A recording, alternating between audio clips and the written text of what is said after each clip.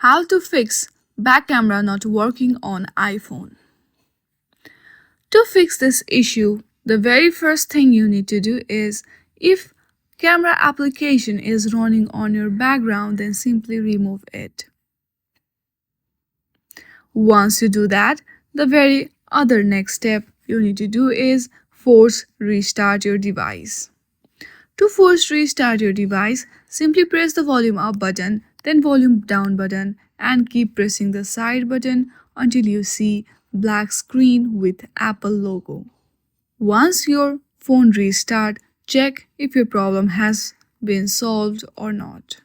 If it is still not solved, then you have to reset all of your settings on your device, and then your issue will be solved. I hope you like this video. If you like this video, then please do not forget to like and subscribe to our channel.